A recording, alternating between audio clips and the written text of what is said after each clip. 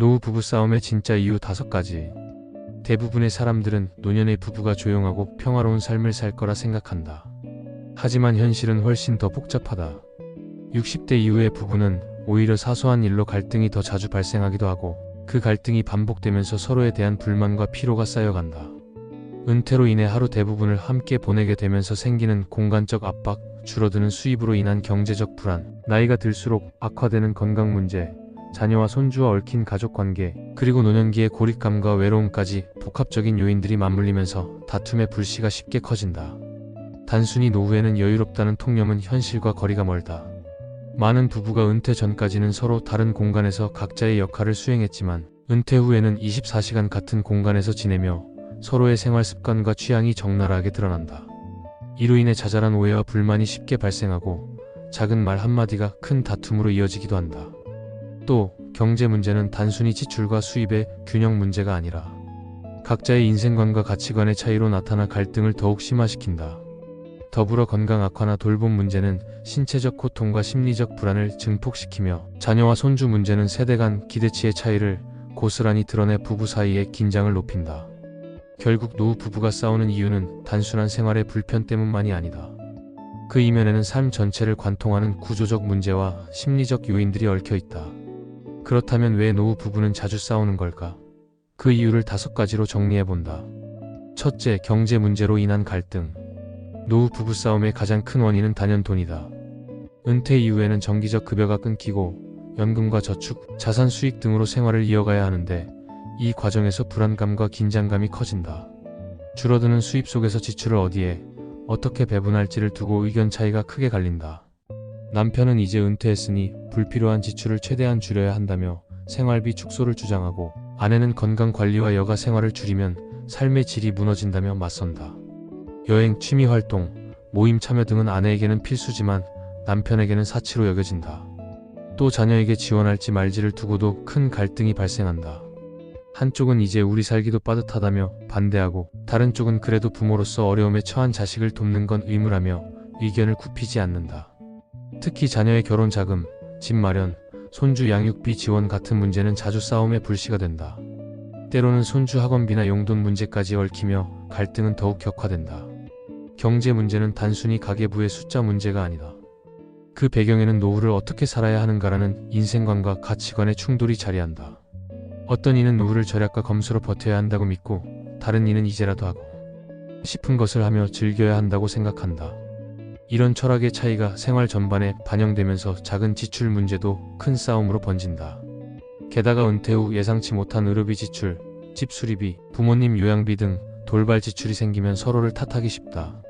남편은 왜 미리 대비하지 않았느냐며 아내를 원망하고, 아내는 당신이 고집을 안 부렸으면 충분히 대비할 수 있었다고 응수한다. 이런 상황이 반복되면 경제 문제는 단순한 돈 계산을 넘어 서로의 무능이나 무책임을 비난하는 장기 갈등으로 확산된다. 결국 경제 문제는 노후 부부싸움에서 가장 빈번하고도 깊은 상처를 남기는 이유 중 하나가 된다. 둘째, 생활 패턴의 차이. 현역 시절에는 서로 다른 공간과 시간을 보냈지만, 은퇴 후에는 하루 종일 같은 공간에서 부딪히며 지내게 된다. 이 과정에서 생활 습관의 미묘한 차이가 적나라하게 드러난다. 남편은 TV를 크게 틀어놓고 싶어 하지만 아내는 조용히 책을 읽으며 휴식을 취하고 싶어 한다. 아내는 아침 일찍 일어나 집안일을 시작하며 부지런히 움직이지만, 남편은 늦잠을 자며 이제 좀 쉬자고 생각한다. 식사 습관도 문제다. 남편은 간단히 때우는 걸 선호하지만 아내는 제때 따뜻한 식사를 차려야 한다고 여긴다. 집안 청소나 정리 방식에서도 충돌한다.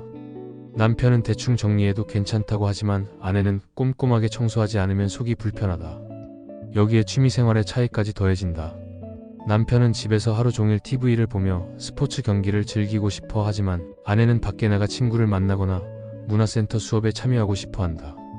여가 시간의 사용 방식에서도 갈등은 커진다. 남편은 조용히 집에 있는 게 편하다고 하지만 아내는 밖에 나가야 활력이 생긴다고 주장한다. 또 친목 모임 참여 문제로 다툼이 발생하기도 한다. 남편은 낯선 사람과의 만남이 귀찮다고 하고, 아내는 사람을 만나야 외롭지 않다고 한다. 이런 생활 패턴의 불일치는 단순히 취향의 차이가 아니라 서로의 삶의 리듬과 철학의 충돌로 이어진다. 작은 차이가 반복되면 갈등으로 번지고, 결국 왜 당신은 나를 배려하지 않느냐는 불만으로 폭발한다. 이러한 갈등은 사소한 일상에서 시작해 점점 심리적 거리감을 키우며 결국 서로에 대한 피로와 냉소를 불러일으킨다. 심지어 일부 부부는 같은 집에 살면서도 각자의 방에서 따로 생활하는 분리, 동거 형태로 갈등을 피하려 하지만 이는 또 다른 소외와 고립감을 낳아 관계를 더 악화시키기도 한다.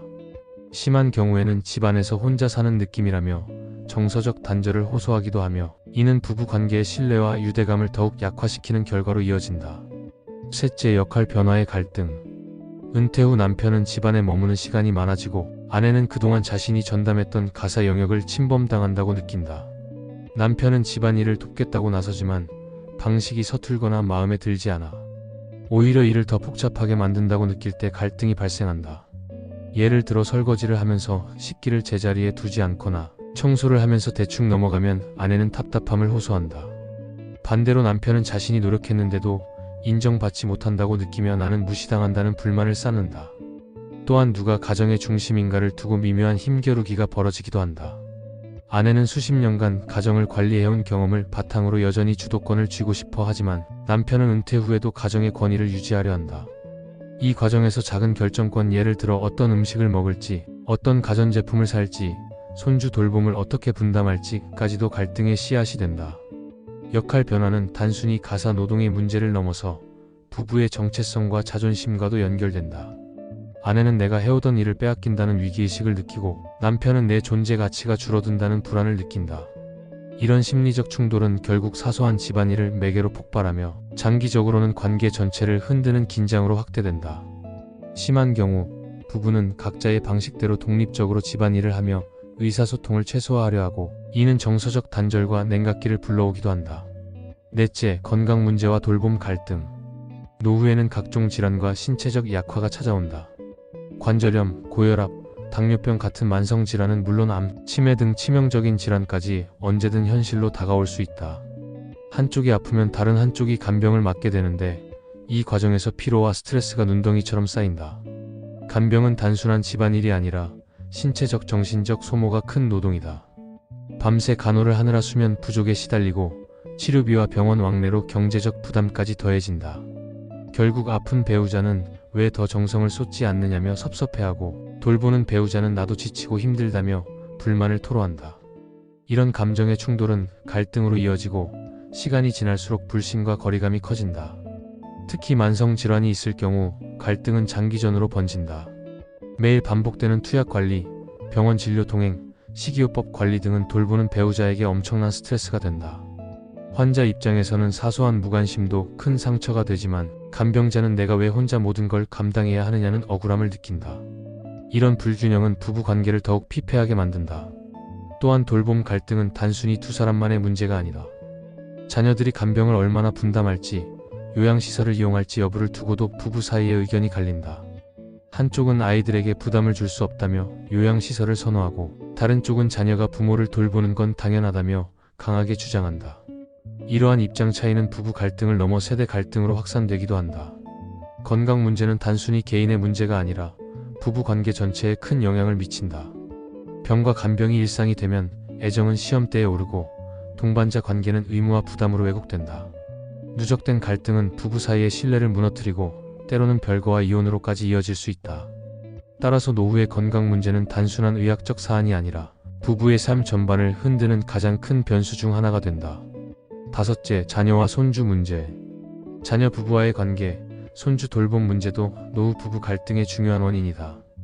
한쪽은 손주를 자주 봐야 한다고 주장하며 자녀를 돕고 손주와의 유대감을 쌓고 싶어 하지만 다른 쪽은 우리도 이제 쉴 권리가 있다며 거부한다. 이 과정에서 손주 돌봄의 빈도, 방식, 책임 분담을 두고 갈등이 심화된다. 누군가는 주중에도 손주를 돌봐야 한다고 생각하는 반면 다른 이는 주말이나 특정 상황에만 제한적으로 돕고 싶어 한다. 이러한 기대치 차이는 자녀 부부와의 관계에도 직접적인 영향을 미쳐 왜 우리 부모는 적극적으로 돕지 않느냐는 불만이나 부모에게 너무 많은 부담을 준다는 반발로 이어진다. 또 자녀의 경제적 지원 요청을 받아들일지 말지를 두고도 의견이 엇갈린다. 주택자금, 교육비, 의료비, 창업자금 등 자녀가 요구하는 지원 항목은 다양하다. 한쪽은 이제 우리 살기도 빠듯하다며 단호히 거절하지만 다른 쪽은 부모로서 어려움에 처한 자식을 돕는 건 당연하다며 맞선다. 특히 반복되는 지원 요청이 있을 경우 한쪽은 아이들이 스스로 자립할 수 있도록 도와야 한다고 하고, 다른 쪽은 부모가 도울 수 있을 때 도와야 한다고 주장하면서 갈등이 격화된다. 손주 교육 문제도 불씨가 된다.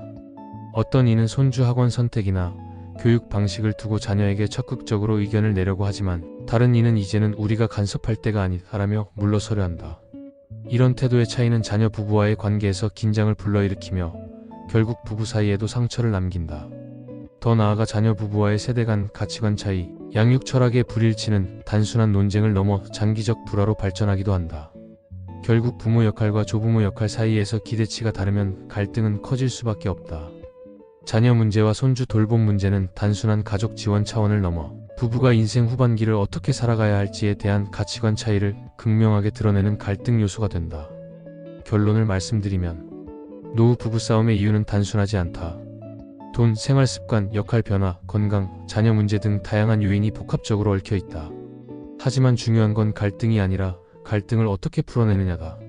단순히 다투고 감정을 쌓아두는 것이 아니라 서로의 입장을 존중하고 작은 차이를 인정하며 적극적으로 대화하는 태도가 필요하다. 갈등을 회피하기보다 이를 성장의 기회로 전환하는 노력이 중요하다. 특히 노후 부부는 서로의 변화된 상황을 이해하는 지혜가 필요하다. 은퇴 이후 생활 방식이 바뀌고 건강이 달라지고 가족과의 관계도 달라진다. 이 모든 변화 속에서 상대방이 느끼는 불안과 두려움을 존중하는 것이 핵심이다.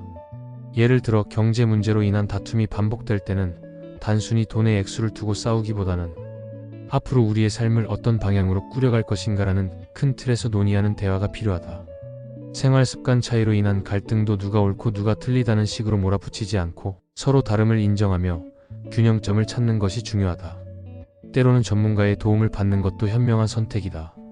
부부 상담, 재정 컨설팅, 건강 코칭 같은 외부 자원을 활용하면 감정적으로 얽힌 문제를 객관적으로 바라볼 수 있다. 또한 갈등을 경험할 때마다 이를 문제로만 보지 않고 오히려 상대방을 더 깊이 이해하고 배려할 수 있는 계기로 삼는 것이 필요하다. 갈등은 파괴가 아니라 재구성의 과정일 수 있다. 결국 부부싸움은 피할 수 없지만 이를 어떻게 다루느냐에 따라 관계의 미래가 달라진다. 싸움 자체를 두려워하기보다 이를 통해 서로의 진짜 속마음을 확인하고 더 강한 유대감을 쌓을 수도 있다. 노후의 부부 갈등은 위기가 아니라 또 다른 형태의 소통 과정이 될 수 있으며 나아가 함께 늙어가는 동반자로서의 의미를 더욱 깊게 만드는 기회가 될 수 있다.